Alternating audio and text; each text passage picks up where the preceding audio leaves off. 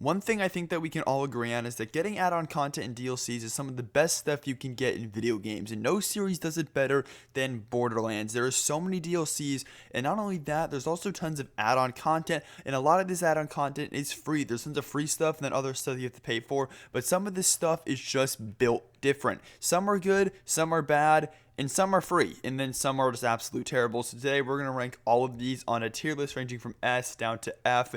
F tier being, I don't know why this exists, how did this even get passed through the writers, and S tier being like, this is what everything game should strive to look for.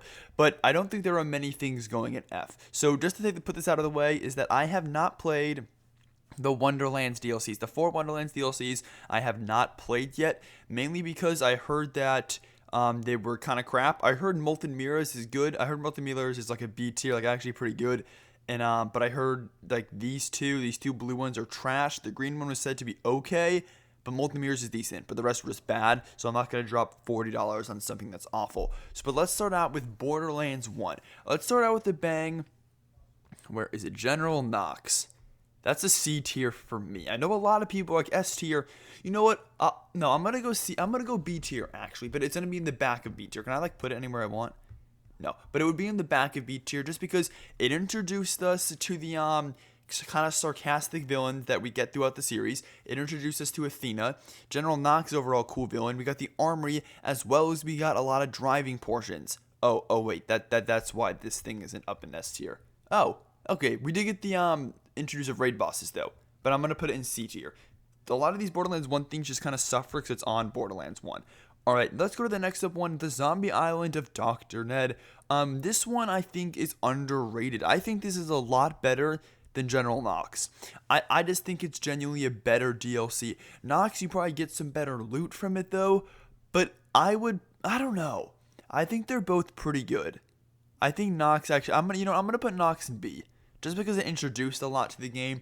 And just to say this is I'm not one of those people that are like, oh, it introduced a lot, so I'm going to rank it higher. No, I'm like, if it's not good in 2023, then I don't want it. Like, I'm not going to play something that's not fun.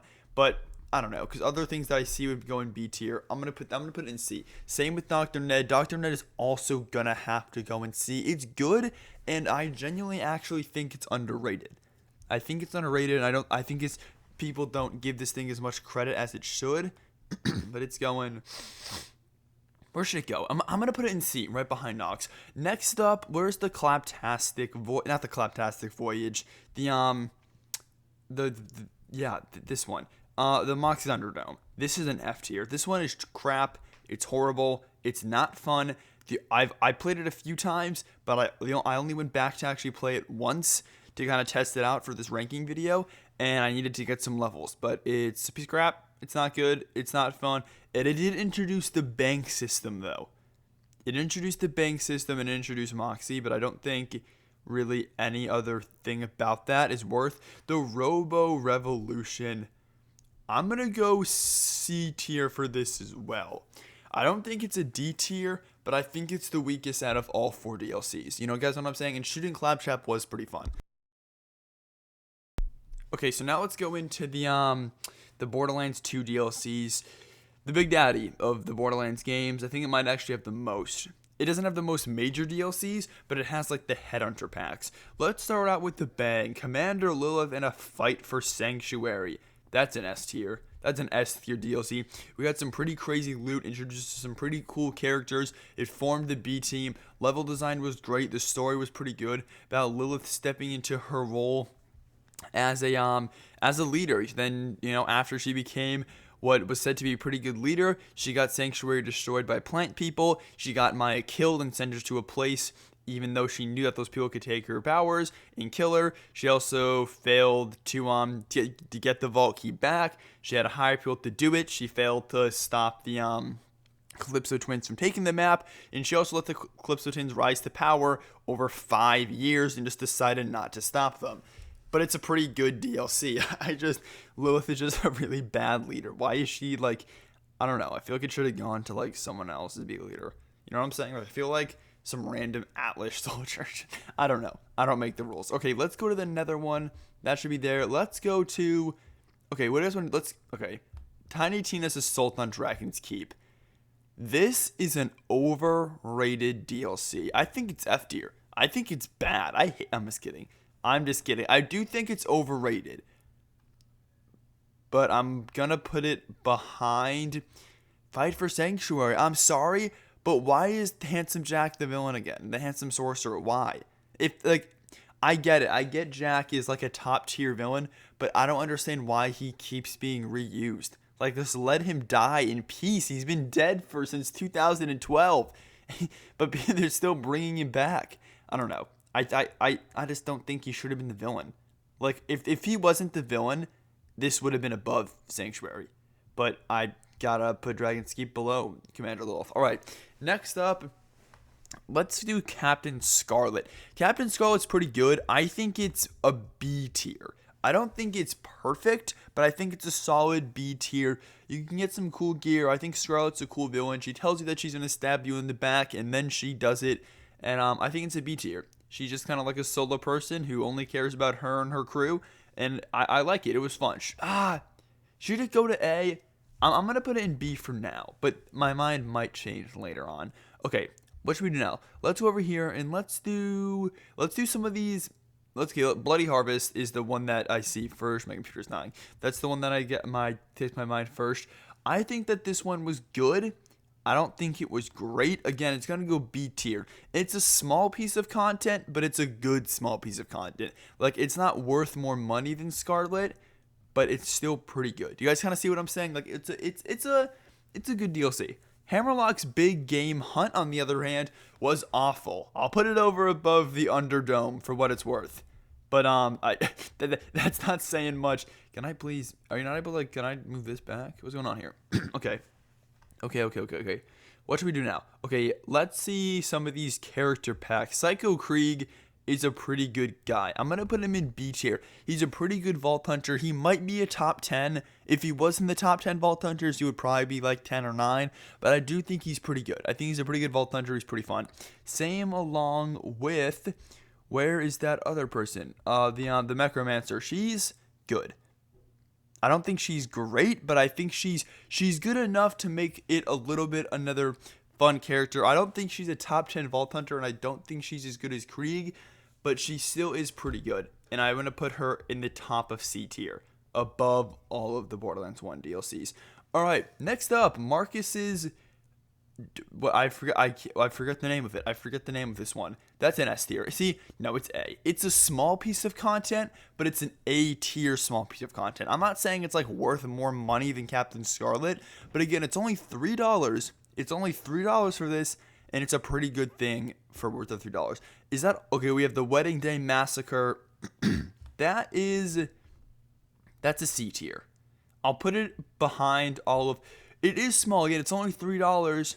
But it's just not that good. It's really not that great. You get some more backstory on Moxie, which is why I'm putting it up there. Like, if it was any other character, it would be in D or F. But I'm going to put it there. I think it's good. I don't think it's great, if that makes sense. You guys kind of see what I'm saying? All right, let's move over to these things. Just kind of the upgrade packs. I'm going to chuck these in C. Yes, this one I'll put up there. I'm going to just kind of chuck them in C. This, again, like... This can all go and see this kind of stuff. Just kind of little things here and there, but it's not anything pure. The Slaughter Dome or whatever is a D tier. I think it's better than Moxie's Heist, but I don't think it's not Moxie's Heist. The Underdome. I think it's better than the Underdome. I don't think it's really better than any of these other ones. Okay, what is that it? Is that it for Borderlands 2? Oh, the collector's thing, that's B tier. Again, like, the stuff you get is cool. It's cool cosmetics. Okay, so now let's go over here to the Son of Chromarax. I forgot this one. That's an A tier. Beautiful level design, a really good fun boss raid fight, really cool stories being told. I think it was really fun. I think it was a really good DLC. Again, it's kind of smaller content, but it's A tier small content. All right, are we moving on to Borderlands, the pre-sequel? Okay. The pre-sequel obviously was no doubt to anyone, had a very lack in content. There's only like 2 things actually here. The Voyage, the Claptastic Voyage is S tier. I would go as far as say it's better than Fight for Sanctuary, Commander Lilith, and Assault on Dragon's Keep. Technically Assault on Dragon's Keep. I think it's really good. I think it's a really, really good thing. The Holodome, on the other hand, is a C tier. It's underrated. I actually have a lot of fun playing the Holodome. and I'll put it above all of this stuff. I don't know, like, I would probably play the Holodome over Robo Revolution. Maybe I wouldn't. Is Revolution spelt like backwards? Yeah, it is. The R and the E are. I don't know. I think it's pretty good, though. I think it's pretty good. I think it's better. I don't think it's as bad as people say, and I'm still going to put it into the C tier. All right, they're an S. She's good. She's a good Vault Hunter. She's not great, but I'll put her in B tier because she can be fun. Her abilities can be really fun, and that's what I look for. Vault Hunters aren't always about power. They're about funness, and that I think it's good.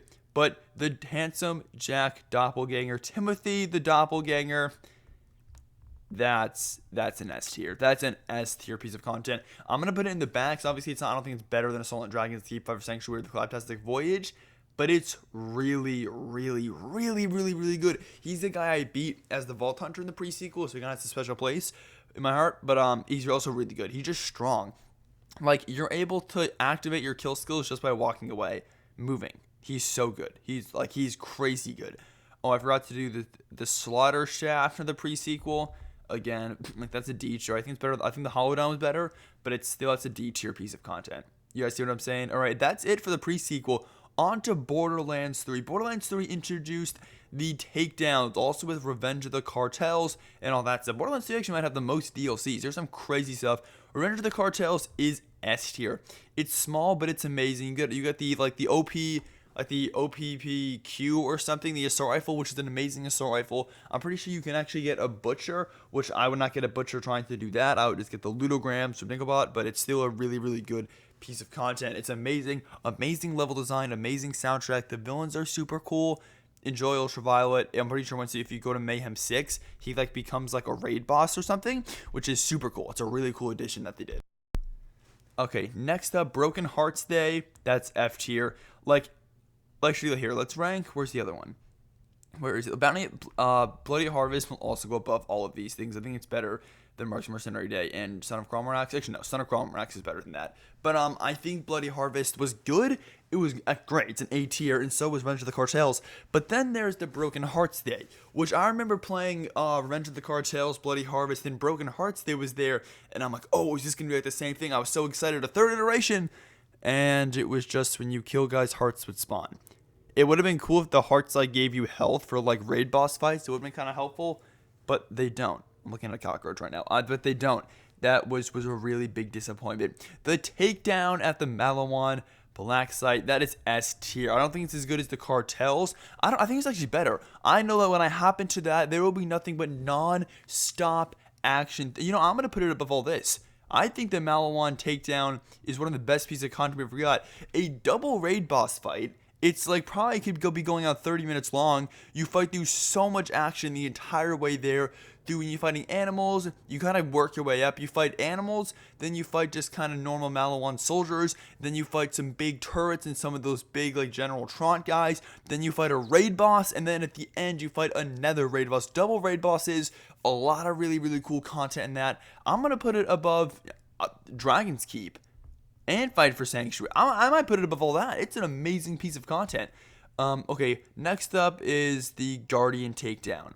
Now, level design, it's up here, but I don't know, maybe this is a me thing. Every time I go to the crystals, you do the 2 crystals in the first open the door. I'll do that, then when there are the 3 crystals in the triangle, once I activate one and I go to activate the second one, my game blows up. I just die. And maybe I'm doing something wrong, but I don't know why that is. I'm literally just dying, and I really don't know why. Next up is Bounty of Blood. Bounty of Blood is A tier. I think the first couple hours, it put me to sleep. I genuinely fell asleep playing the first couple of hours, and it was not fun. The first couple hours were actually super boring, and I hated it. But I actually stopped playing it in order to make room for a better DLC, Moxie's Heist. But the end of it was really good. I stopped playing halfway through to play Moxie's Heist, but that other half, I didn't want to play it again. But the other half was good. Moxie's Heist is top tier A. It's so amazing. All the stuff you do, the characters are really, really fun and cool. It kind of shows how good a remastered Borderlands 2 could be. Because obviously you're going through Hyperion, you're fighting robots, was super cool. The story was good. It's an amazing DLC. It's literally perfection. Same with the Fustercluck, Psycho Creek. Also, a top tier DLC. I think the level design was beautiful, all the meat and stuff, the story was good. I wish Psycho Creek's DLC was a little bit longer. It's on kind of the shorter side, but I still think it's an amazing DLC and some of the best content I've ever gotten. Guns Level and Tentacles is like the same. It's really, really good. I think it's A tier. I don't think, actually no, it's S tier. I don't think it's as good as The Voyage, but it's still really, really good. I think the story was good. I think the characters were good. Seeing Gage again was pretty cool. We got some pretty cool loot from it as well. It's just overall good DLC. The atmosphere is also amazing. That's a good DLC. Borderlands 3 went hard on these DLCs. They're pretty, really, really cool. And then the designer's cut is where we got the arms race and the new skill tree. That's an A tier. Same with the director's cut. I got some pretty sick loot. This, you get the plasma coil from this thing, which honestly makes it A tier. And director's cut, you got some pretty cool loot, which also makes it there. And I think that's it. Oh, I forgot to rank the Campaign of Carnage. That's a B tier. It can get boring at parts. It has some reused assets or general knocks, all the driving. It can get really boring, but it's still a B tier. It's still very solid. And then there's just an extra mercenary day here as well. And the Wonderlands content I have yet to play. But I think that's going to do it for the video, guys. Hope you guys did enjoy. Remember to go down there and subscribe to the channel. This is kind of a channel that I run with my brother. And we do kind of, like, we go back and forth between video games, kind of like a podcast. We have a video up about Borderlands 2 versus Borderlands 3, and they're kind of like 30-minute videos is what we're kind of going to be making. It's just kind of us going back and forth, giving our reviews on games, giving what we think, whether we're arguing, again, kind of like a podcast, and they're super fun. And if you want